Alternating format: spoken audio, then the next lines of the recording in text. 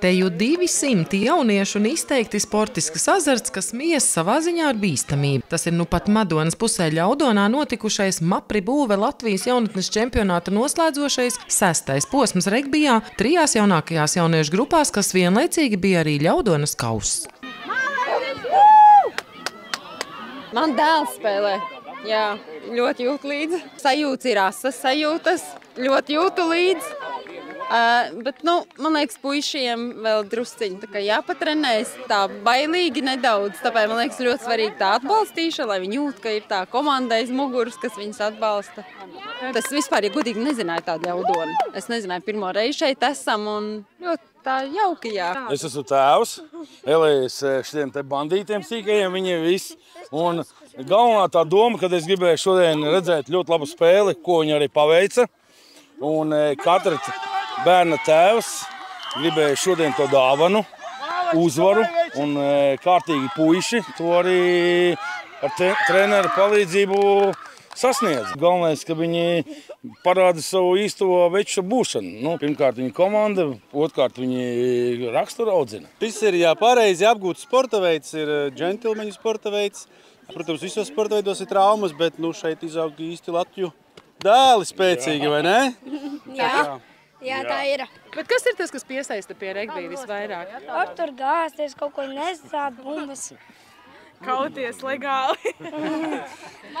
Viņi strādā kā komanda, cīnās kā komanda, iemācās atbalstīt viens otru. Regbijs ir laba spēle, bet tev tik jātrenējas tik ļoti, cik smagi, bet cīnīties, ka nepatoties.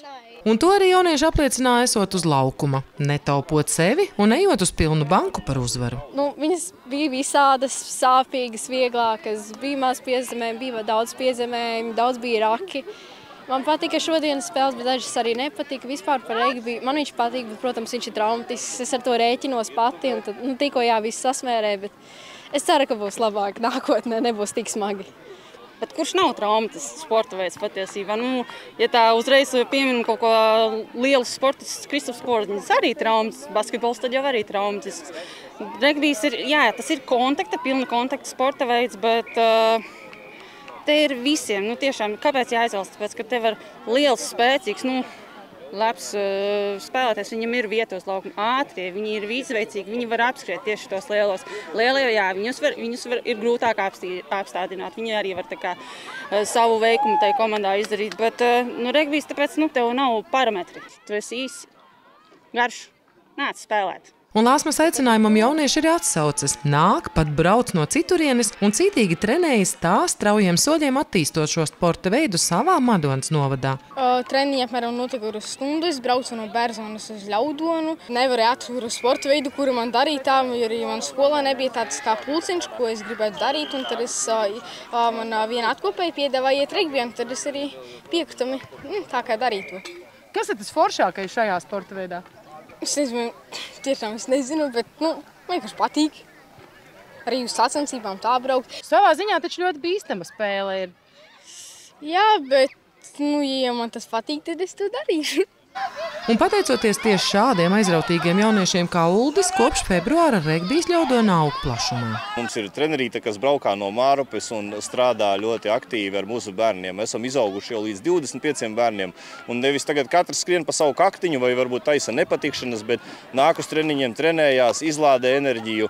Un lielākais iegūms, ka to dara kopā ar vecākiem. Vecāki brauc līdzi, atbalsta, stiprinās saikne un stiprinās saikne arī starp iedzīvotājiem, kas padara tādu kopēju labklājību pagastā noteikti augstāku un arī viens par otru parūpējās un satuvina cilvēku šādā mazā kopienā. Un kā uzsver Artūrs, savējo plecs Ļaudonā ir jaušams nevien caur skaļām ovācijām maču laikā, bet arī gatavojoties tiem. Vecāki vakaros brauca, palīdzēja iekārtot laukumu, sapļaut zālīti, uzbūvēt teltis, sagatavojuši rēdienu šodienai.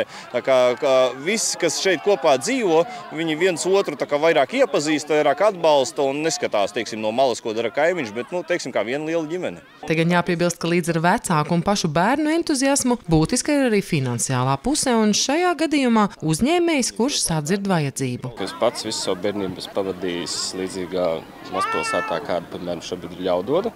Un es zinu, cik tas ir svarīgi jauniešus kaut kam piesaistīt un nodarbināt. Es vienmēr esmu centies atbalstīt tieši jauniešu sportā, jo viņi ir arī, kā viens no treneriem Raimonds Ruzāts saka, te daudz ir ļoti labi talanti, un arī viens no viņiem ir tieši Ļaudonas iedzīvotājs, ko Raimonds ļoti slavēja. Tāpēc, ja pie manis kādreiz nāk profesionāli sportisti, es viņiem vienmēr atsaku, bet ja atnāk kāds ar ideju, ka jāatbalsta jaunieši, es vienmēr arī esmu pār. Tas arī bija šis konkrētais gadījums, ja pie manis atnāca viens no regbija treneriem, un tā arī pateica, finanses mums nav vispār.